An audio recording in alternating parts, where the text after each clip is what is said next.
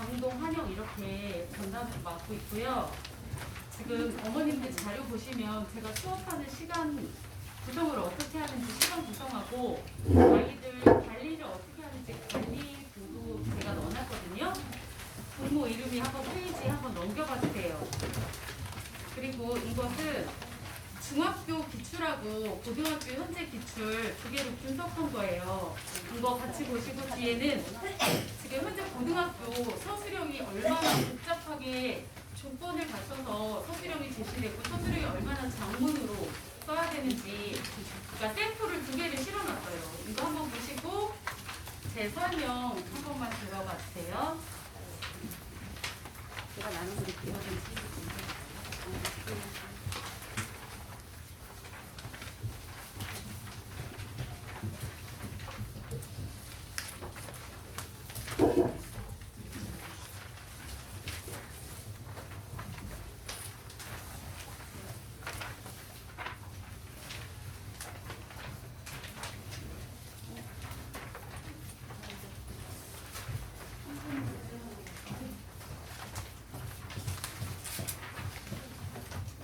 자료 못 받으셨나요?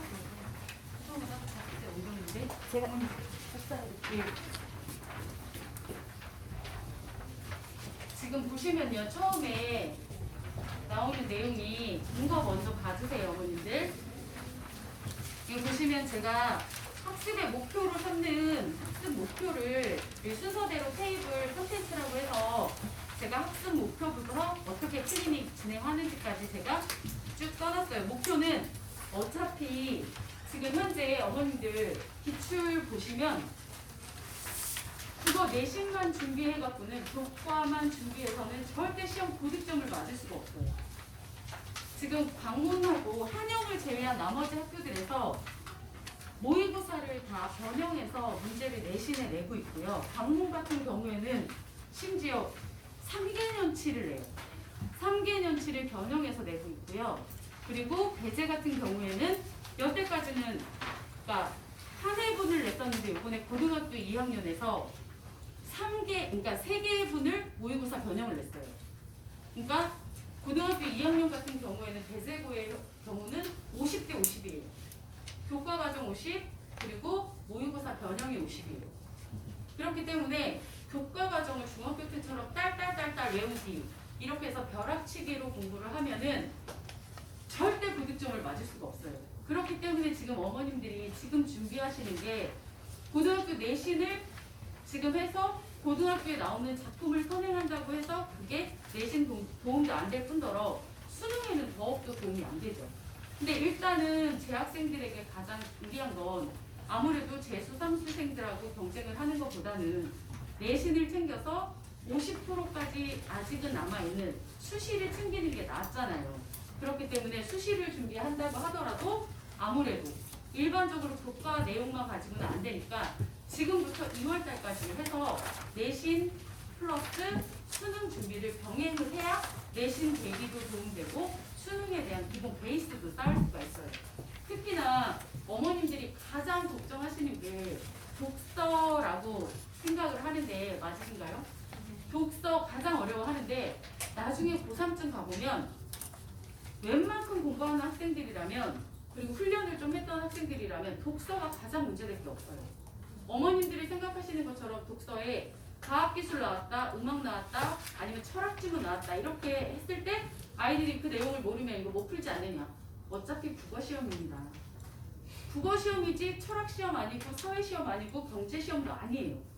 근데 경제를 묻거나 과학을 묻는 시험은 아니기 때문에 어머님들이 걱정하시는 것처럼 우리 아이는 과학기술이 부족한데 과학책을 읽혀야 할까요? 읽히면 좋죠. 좋기는 한데 아는 만큼 보인다고 읽히면 좋지만 그 배경 지식을 다 쌓기에는 그럼 여태까지 뭐 하셨어요? 초등학교, 중학교 대비하셨었어야죠. 그죠? 이제 와서 쌓는 건 바로 의미가 없어요. 시간이 날 때 정말 어려운 분야를 읽어두는 건 좋지만 사실은 저 같으면 그 시간에 그걸 읽는 것보다는 고등학교 교과 과정에 나오는 문학작품 중에서 소설, 현대소설이나 고전소설 전문을 지금 읽어두시는 게 내신에도 도움이 되고 수능에도 도움이 된다고 생각하는 사람이에요. 어차피 독서, 그러니까 비문학 파트는 훈련이에요.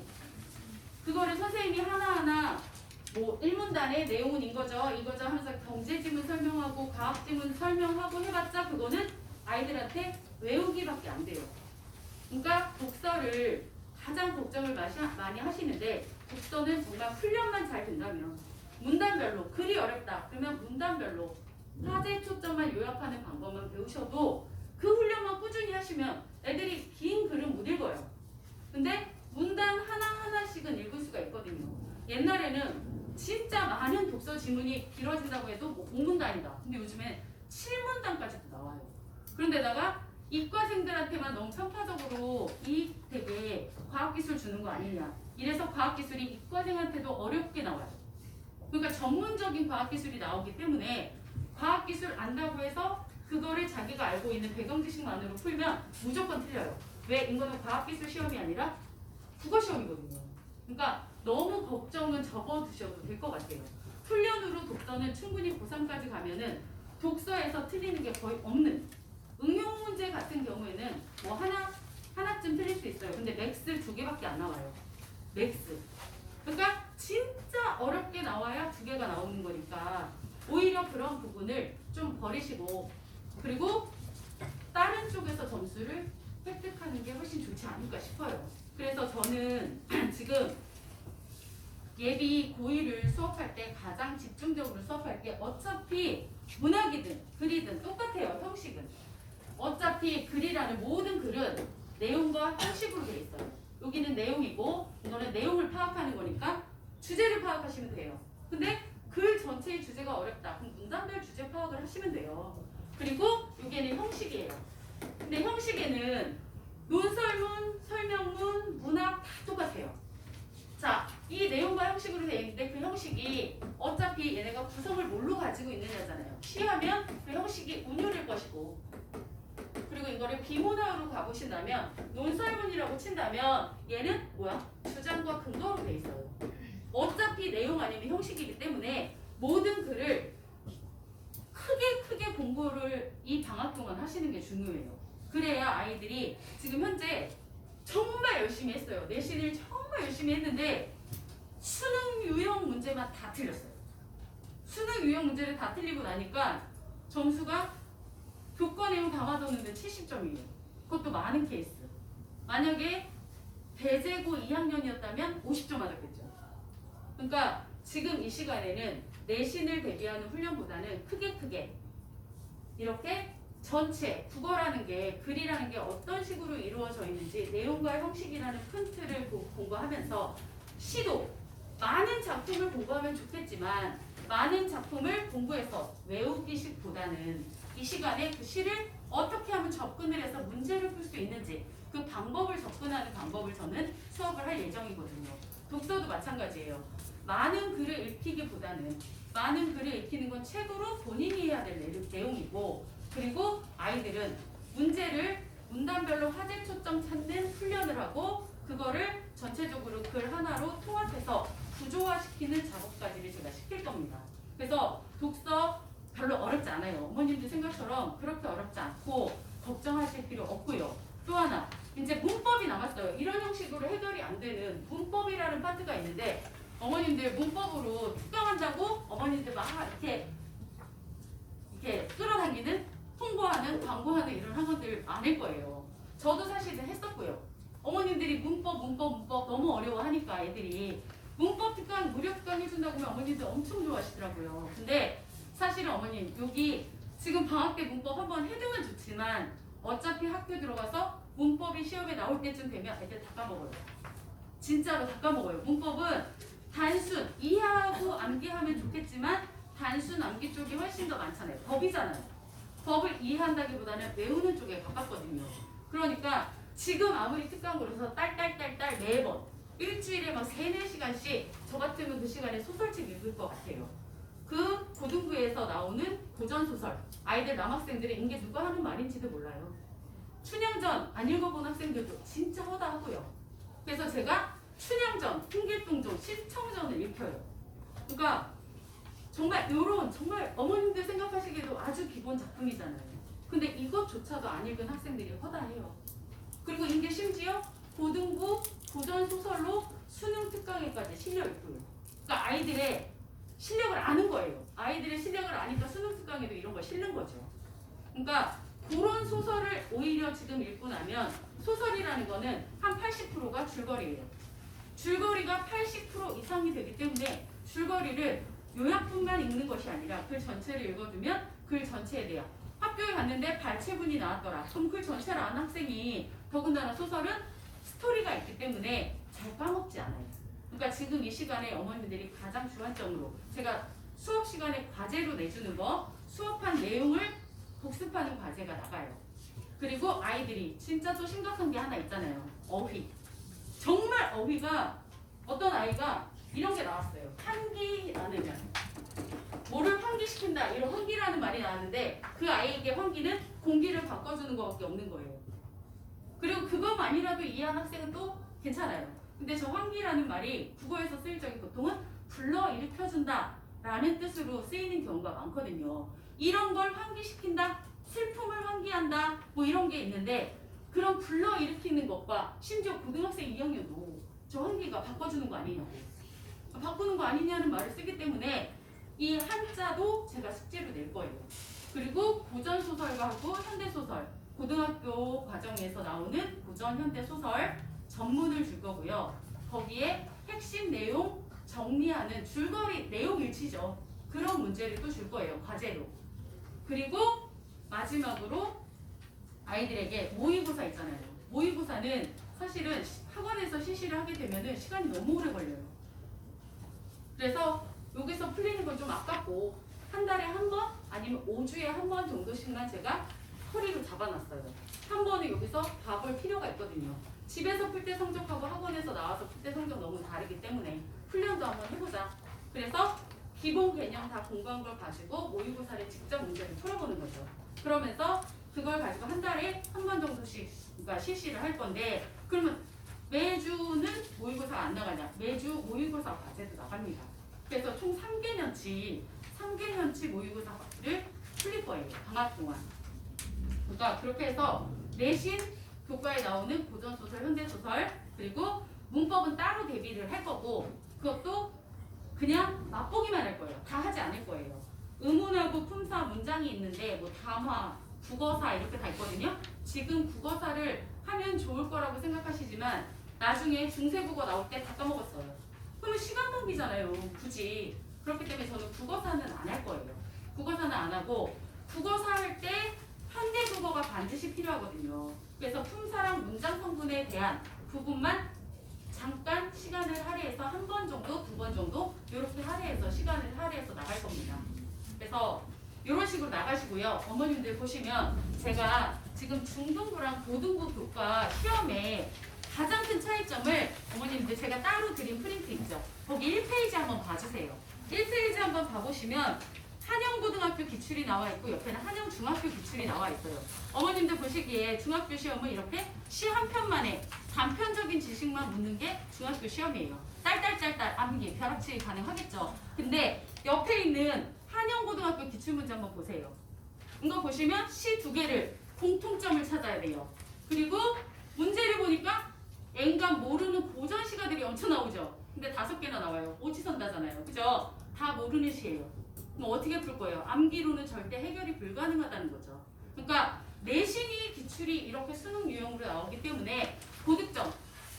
우리는 무조건 1등을 받고 싶다. 그러면 지금 이 순간, 지금부터 2월 달까지 무조건 베이스를 탄탄하게 갖춰놓지 않으면 이 많은 작품들 뭐 나올지 알고 외우겠어요. 그죠? 그러니까 시를 분석하는 능력, 문학 작품을 분석해내는 능력을 저는 주안점으로 가르칠 생각입니다, 어머님들.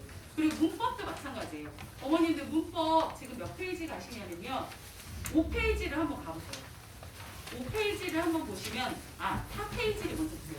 어머님들 4페이지 보시면 왼쪽이 한영도 기출이고 옆에가 명예일중 기출이에요. 아주 문법도 중학교 문법은 그냥 딱 보면 한눈에 답이 나와요. 근데 왼쪽 한영고 기출을 보시면 어머님들이 보셔도 어려우실 거예요. 그죠? 이렇게 기출이 나와요. 그러니까 절대 이거만 보고 인거 뭐 국외음악, 인거 뭐 자음동화 이렇게 해서 풀 수 있는 문제가 아니에요. 그리고 그걸 풀고 싶다면 5개 단어에 대한 의문 변동을 다 알아야 답을 찍을 수가 있고요.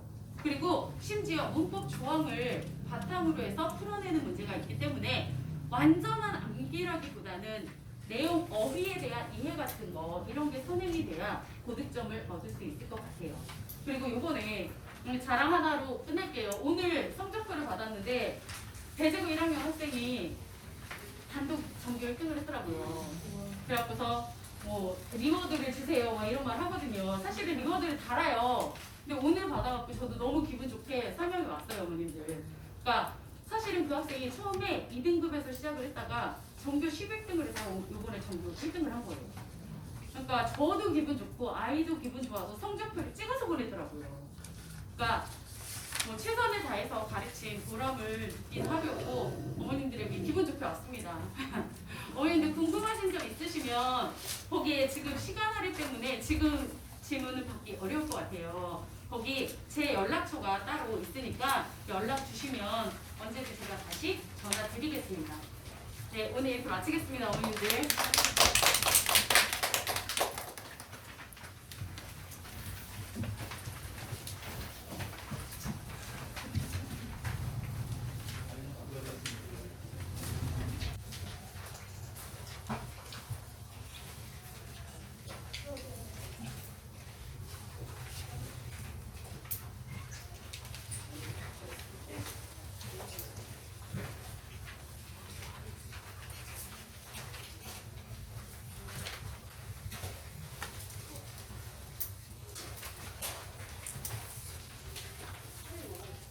예. 조금 더 드릴게요. 예. 저 인사 좀 드리겠습니다. 네. 아카데미 국어 전문반에서 의료학 표현이라고 4명이 이제 팀을 이뤄서 지금 이제 국어 전문학을 풀어가고 있고요. 그 대표가 저고요. 일단 그 팜플렛에 보면 이제 여러 가지 이제 소개가 있으니까 자세한 것들은 그거를 좀 참조하시면 될 것 같고요. 저한테 주어진 시간이 20분인데 15분이군요. 10분 정도 간단하게 이제 말씀드리고 저 같이 이제 일하고 있는 그 내년 대제반을 담당하는 선생님 한 분을 제가 좀 소개를 좀 드릴게요. 뒤에 좀 앉으시죠.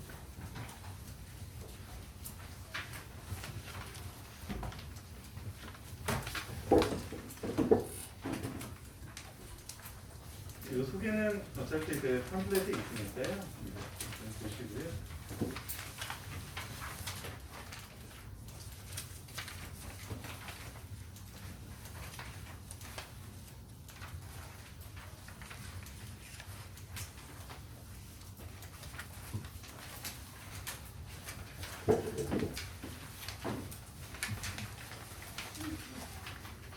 어머님들, 국어 학원을 선택하시는 가장 중요한 이유가 뭔가요, 어머님들?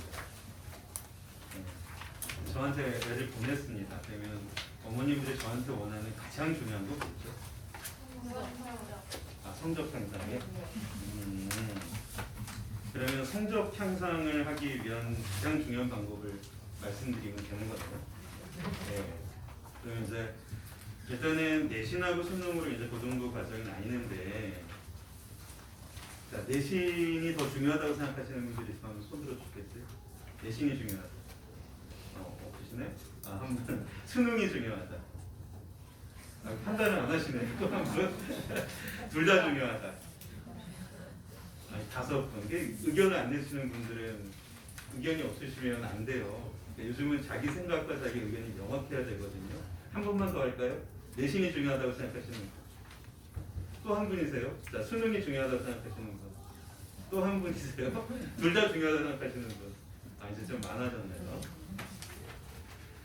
일단 뭐 지금 중3 아이들이 고1로 올라왔을 때는 어차피 거의 50대 50으로 수능과 정시가 형성이 되기 때문에 둘 다 중요하다라는 건 이제 어머님들이 다 아실 텐데,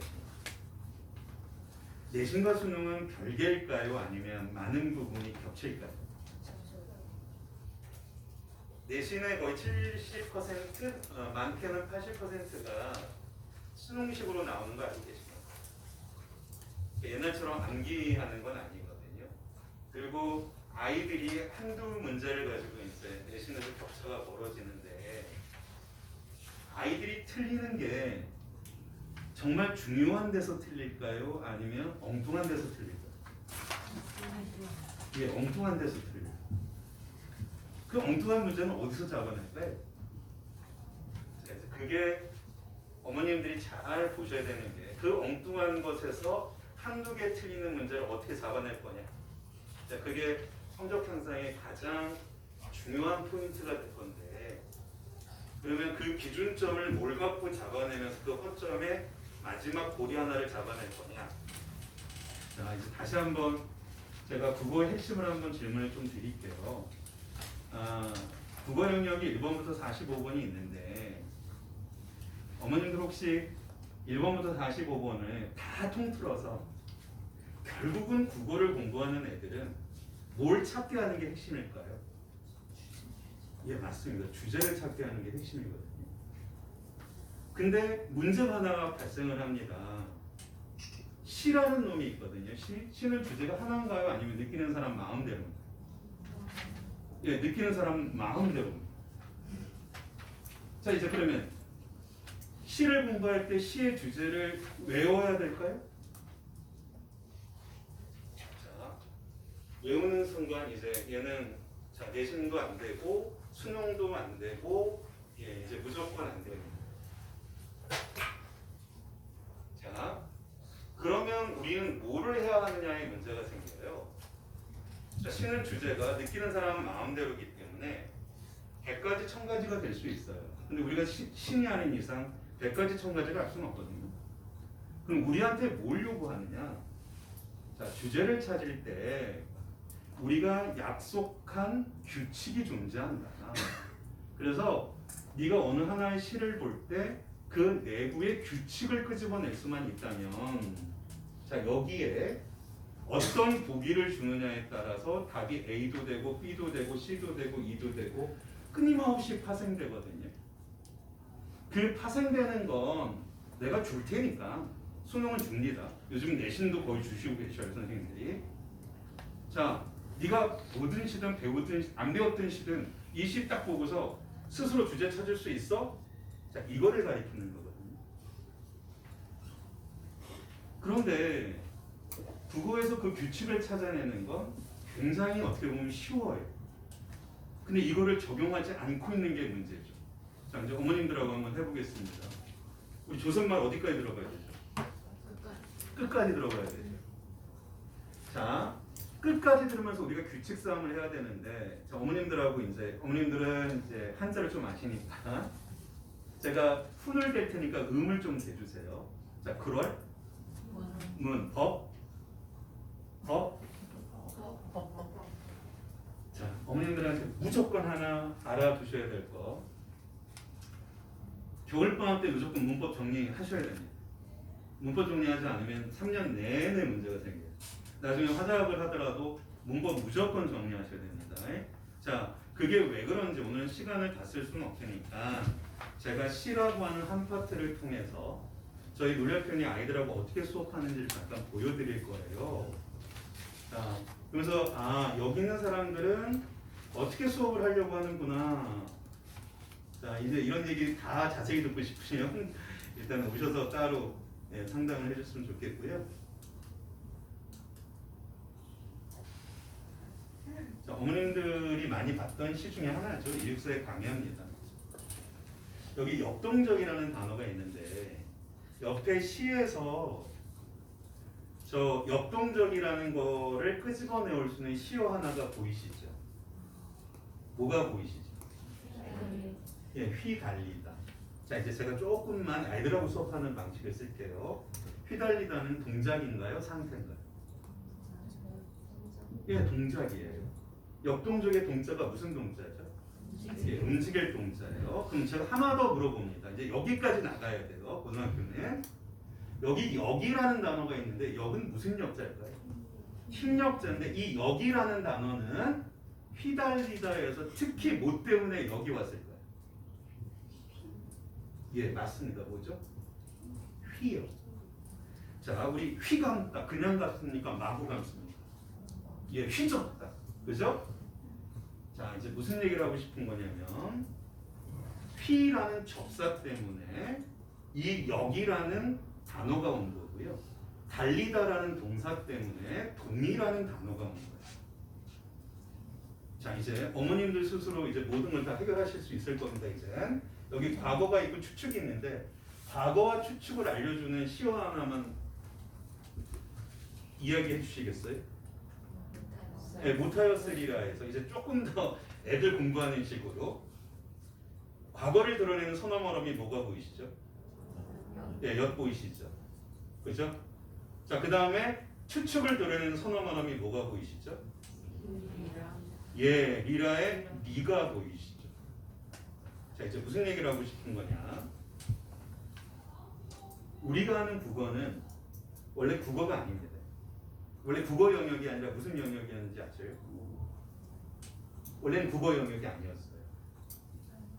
언어 영역이었어요. 근데 왜 언어 영역이었는지 혹시 아세요? 자, 핵심 하나 딱 하고 예, 간단하게 정리하겠습니다. 어머님들 A면 B다. A니까 B다. A 그리고 B다. 세 문장은 같은 문장인가요? 다른 문장입니까? 대답이 없으시네요. 자, 이제 그러면 이제 수학도 안 되고 영어도 안 되고 과학도 안 되고 사탕도 안 됩니다. 자, 국어에서 A면 B다, A니까 B다, A 그리고 B다의 A하고 B가 수학에서 어떤 미분, 적분 개념으로 쓰일지 이게 어떤 개념으로 쓰일지는 국어가 해줄 필요가 없어요. 그럼 국어는 뭘 해줘야 되느냐? A면 B다를 연결한 연결어미 면 때문에 앞과 뒤가 전제와 결론의 논리 구조를 갖고 있다. A니까 B다라는 건 앞과 뒤가 인과관계의 고리를 갖고 있다. A 그리고 B다라는 건 이게 교집합일 수도 있고 첨가일 수도 있고 순접일 수도 있어요. 그럼 논리를 좀 더 깊게 봐야 되는 현상이 벌어지는데 이거를 원래 문장을 읽게 하기 위해 했던 게 언어 영역이었어. 그래서 이걸 읽을 줄 알아야 수학에서 서술형 문제, 스토리 수학이 길어지는 거를 정확하게 조건을 나눠서 아이들이 풀게 하는 건데 조금 공부하는 아이들이 난이도가 있는 문제 틀릴 때 어머니들이 잘 살펴보세요. 조건을 놓쳐서 틀립니다. 근데 조건을 왜 놓치느냐? 못 끊는 거예요, 문장. 자, 제가 정말 핵심을 다 얘기 드린 거고요. 저희가 하는 거는 이제 어머님들이 이렇게 생각하셔야 돼요. 국어가 아니다. 실질적으로는 결국은 국어를 통해서 아이들의 문장을 논리적으로 정확히 읽게끔 해주는 게 핵심이다. 그래서 이제 저희가 이제 비문학도 나름대로 주어 서술어 지시어 접속어를 통해서 아이들이 글의 논지 전개 방법을 예측하게 하고요.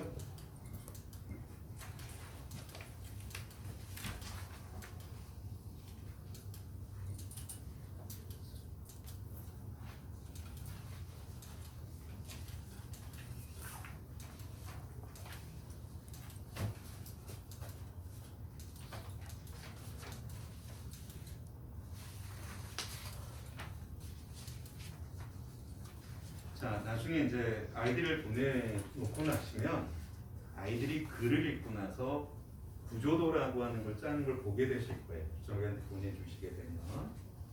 자, 글을 읽을 줄 모르면 아무리 문제 많이 줘봤자 해결사가 없어요. 그러니까 얘가 어떤 글이 가도 글을 자기식대로 정리할 수 있는 힘, 예, 이거를 길러내야 됩니다. 자, 그래서 이런 걸 기르는데 저희가 좀 더 포인트를 둘 거고요. 자, 이제 어머님들하고 간단하게 한번 같이 수업을 제가 좀 진행할게요. 이런 수업은 저만이 하는 건 아니고요. 아까 같은 팀이 같은 식의 수업 체계를 갖고 있다는 거 정확하게 말씀드리고요.